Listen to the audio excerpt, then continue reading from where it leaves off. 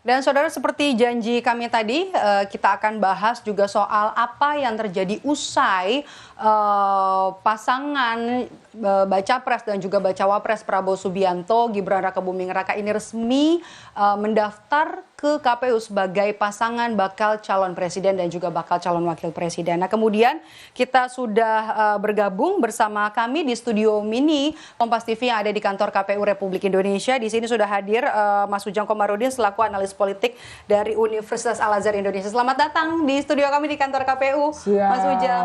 Mbak Maido. Oke. Mohon maaf nih. Nggak apa-apa, semua ini dinamis sebenarnya ya. Seperti pasangan yang sudah resmi mendeklarasikan diri ini sebenarnya ditunggu-tunggu ya. Jadi pasangan atau paslon terakhir yang mendaftar di KPU di hari terakhir. Nah, setelah resmi ada 3 pasangan calon, bagaimana melihat potensi masing-masing pasangan ini, Mas Ujang? Ya, saya melihat kekuatannya saat ini masih imbang ya. Artinya semua capres-cawapres masih bisa mengalahkan satu sama lain. Tetapi memang ada potensi-potensi, misalkan wilayah-wilayah suara-suara yang dikuasai oleh capres-cawapres tertentu. Misalkan Jawa Barat tadi dikatakan ya kan, bagaimana Pak Sandi kan, dulu Pak Prabowo unggul di situ. Sumatera Barat juga sama, Pak Prabowo Sandi juga unggul. Tetapi apakah memang suaranya bisa diambil oleh Pak Sandi atau tidak? Saya meyakini kalau Jawa Barat Pak Prabowo, Sumatera Barat juga Pak Prabowo. Tapi yang paling penting saya lihat adalah kekuatan misalkan Pak Ganjar. Pak Ganjar punya tantangan sendiri, misalkan Jawa Tengah yang memang basis merah, gitu ya, basis Pak Ganjar, ini kan ada sosok Gibran. Ini bisa diambil oleh Gibran dalam konteks wilayah Solo Raya itu. Bahkan kalau ekspansi ya bisa ke daerah yang lain. Oleh karena itu ini penting jadi perhatian bagi Pak Ganjar dan Pak Mahfud MD. Lalu bagaimana Anies gitu ya? Anies saya melihat ya dalam konteks pengusungan perubahannya ya bisa saja masyarakat ya antusias dalam konteks itu. Tetapi apakah suaranya mendapatkan besar atau tidak kita lihat nanti karena bagaimanapun pemilih-pemilih Islam yang tadinya misalnya Sumatera Barat yang tadinya akan ke Anies tapi kelihatannya ke Pak Prabowo. Di NTB juga tadinya ke Anies ternyata bisa ke Pak Prabowo dan bisa ke Pak Ganjar dan Pak Mahfud MD karena di sana ada Tuan Guru Bajang juga. Jadi mungkin DKI iya. Oleh karena itu saya melihat potensi-potensi itu kan harus dipetakan secara komprehensif, harus terukur sehingga akan terlihat soal ukuran standar parameter kemenangan itu. Kalau saat ini karena capres-capresnya masih baru kan, masih dalam konteks perjodohan, belum bergerak masif, belum jalan ke bawah, maka ya saya melihat semuanya masih potensi untuk menang. Oleh karena itu untuk mengukurnya ya ke depan begitu mereka jalan, begitu mereka katakanlah ke masyarakat gitu ya secara masif, maka akan terlihat terang tuh seberapa besar efektivitas mereka mendekati masyarakat, seberapa besar misalkan kekuatan mereka di tengah-tengah masyarakat dan nanti kelihatan elektabilitasnya.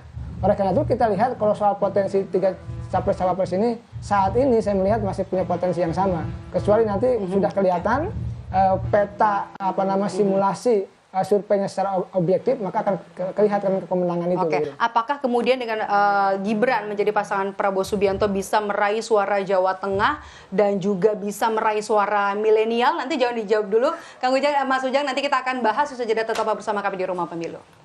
Masih bersama saya Ujang Komarudin, analis politik dari Universitas Al-Azhar Indonesia.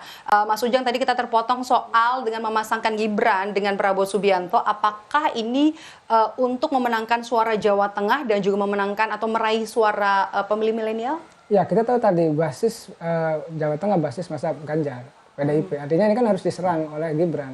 Ya, dalam konteks itu ketika ada pelebaran kekuatan misalnya Gibran untuk bisa ekstensi ya, secara besar-besaran melebar ke basis masa PDIP itu bisa dilakukan. Karena Gibran adalah katakanlah kader PDIP ya, punya potensi juga untuk menyerang gitu ya basis masa sendiri. Nah yang kedua soal milenial kelihatannya bisa ya, karena begini pendekatan pemilih milenial itu harus didekati dengan gaya-gaya milenial. Walaupun memang apakah Gibran mampu ya kita lihat ke depan. Bisa mampu juga bisa tidak. Tapi saya melihatnya ketika tadi ada wacana yang menggulirkan ada kalau nggak salah 8 program prioritas ya dari Gibran, itu sudah kelihatan bahwa anak muda banget gayanya gaya muda. Oleh karena itu saya melihat tergantung nih bagaimana Gibran bisa memoles, bisa membangun simpati kepada anak muda. Terakhir singkat, dengan kita membaca seperti ada dukungan atau dukungan Presiden Joko Widodo ada di balik pasangan Prabowo Gibran, apakah ini bisa menjamin bagaimana menjawab kekhawatiran publik tentang pemilu kita bakalan berjalan adil dan juga demokratis? Nah, saya berpesan kepada Pak Jokowi ya sebagai kepala negara, sebagai pemerintahan, sebagai presiden katakanlah harus berjiwa negarawan. Artinya ucapan ide dan gagasan termasuk tindakannya harus kepentingan bangsa dan negara. Oke. Oleh karena itu dalam konteks pemilu pun sama. Jadi kepentingannya bukan kepentingan katakanlah dukung-mendukung buat kepentingan porosan, tapi bagaimana kepentingannya bangsa dan negara itu yang harus dijaga oleh Pak Jokowi agar Pak Jokowi ya punya legacy yang baik dalam konteks tadi Di akhir menghadirkan masa pemilu pemerintahannya yang ya. berkualitas. Oke, begitu. baik. Terima kasih sudah bergabung bersama kami di Studio Midi Kompas TV di kantor KPU, analis politik dari Universitas Al Azhar Indonesia, Mas Ujang Komarudin. Sehat selalu, Mas Amin. Ujang.